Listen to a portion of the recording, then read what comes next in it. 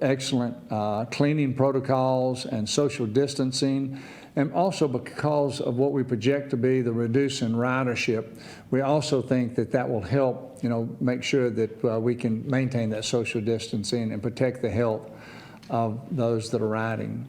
On another thing that's a little bit different is that this weekend we're going to have the in the park, the market in the park. Market in the park is at Cathedral Square, and the question's been asked. How can you have market in the park?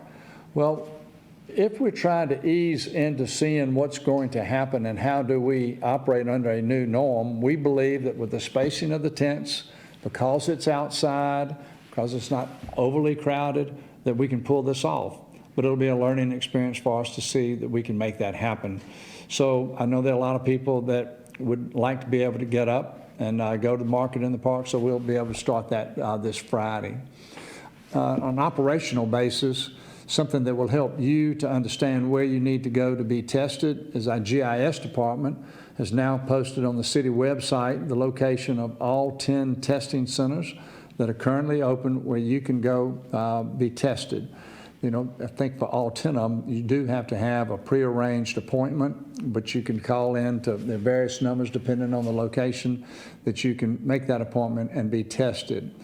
It's been out in the news for several days now, but the Walmart and Saraland is going to be testing actively, and I think it may start tomorrow if they didn't actually have a few tests run today, but very soon that entire part of the county can now be serviced by the testing that's going to be done by Walmart. And we're tremendously grateful to Walmart for doing that. So, George, I'll ask you, is there anything else that, any questions that come in this? We do. We have a number of employees of the jail, correction staff, and inmates who were tested and who were discovered to be asymptomatic using the rapid serum test. Does this mean we need to be doing wider testing of the population to determine how prevalent the virus is in the general population? So if the question is, should we be doing more testing in the general population to determine who's actually shedding the virus or who's infected? And the answer is, I think that that's where every city's trying to go to. You've read about Los Angeles is wanting to test everybody in the county. Well, that's a huge, huge undertaking. It'd be a huge undertaking for us in Mobile County. But I think that is one of the steps where everybody is pointed. And that's why you've heard us talk to the city council about buying the rapid serum test kits. And I'm tremendously grateful to the city council for understanding how that can be used as a screening tool. And so we will continue to work with those on the front lines who are doing the testing, and we actually take those tests and we give it to the test sites, and they've got medical professionals that are administering those tests. It's not something that the city's doing, but it's an excellent tool because what it does is that it can identify those who need to have the PCR test, which is the nasal swab. So that's a hope for in the future, George, but I don't think in the city of Mobile that we'll be looking at widespread testing anytime in the the near future. Okay, under the new Safer at Home order, how aggressive will the city be in monitoring and enforcing guidelines established in the order?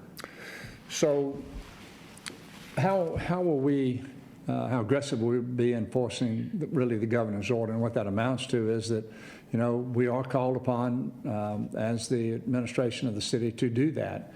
We're hopeful, as we said yesterday, that you will continue to work with us to allow us to make sure that we can have the governor's ear so that she will be inclined to want to open things back up so that you can go back to work.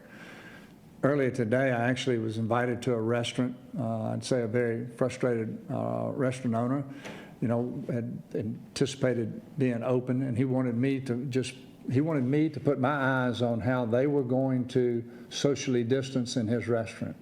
So we walked through the restaurant. He showed how everybody would be kept apart. There were no more than 4 people at a table. And my comment to him was, how many people, how badly does this hurt your capacity? And he said it cuts it down 50%. So we're working on some things after having gotten feedback from the restaurant owners of what can be done to assist them. And what the comment was made was that because they don't have the capacity inside the restaurant, is there something we can do to allow them to maybe set up on the outside of the restaurant, like in the street maybe if it's on Dolphin Street, or in a city parking lot that may be adjacent to their restaurant, or on the sidewalk? And the comment to that is that yes, we are looking at what tools do we have available, that may allow us to give some flexibility during this crisis to allow the restaurant owner to expand the number of tables that he's serving, but not inside, so they can maintain that social distancing. So I'm very hopeful about that, and I think that the restaurant owners were pleased to know that we were trying to do anything within our capacity to help them. Yep. With businesses reopening their doors tomorrow, do you have any advice for shoppers and retailers as they go back?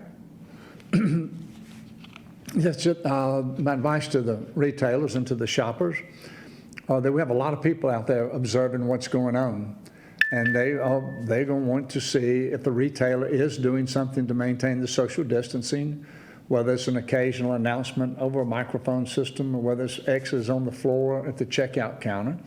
And my encouragement is that the retailers understand they have a responsibility to maintain the social distancing just as the individuals do.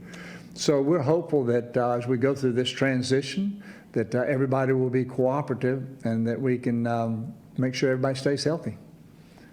Is there any update for salons and restaurants getting reopened? There will be an update. I just can't tell you what it is today. I mean, at this moment, we're working on some things, but I need to leave it at that. All right, last question. With businesses reopening, this one's kind of for fun. What do you think will be your first stop with businesses reopening tomorrow? Well, this doesn't apply to me because my mother is deceased, but for many of you out there, I think one of the first things I would do if I were going to be going into retail outlets would be find a present for your mother on Mother's Day, which is on the 10th of May.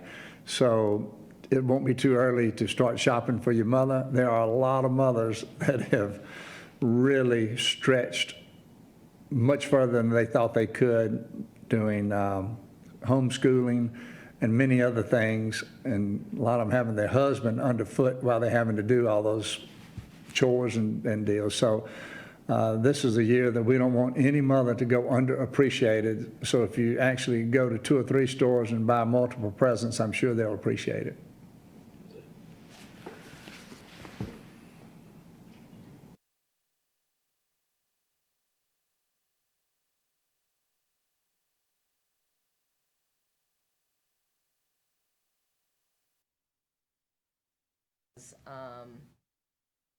This has been a Fox 10 News Coronavirus Update. For the latest breaking news, stay with Fox 10 News on air, online, and on the Fox 10 News app. We now join our regularly scheduled program already in progress.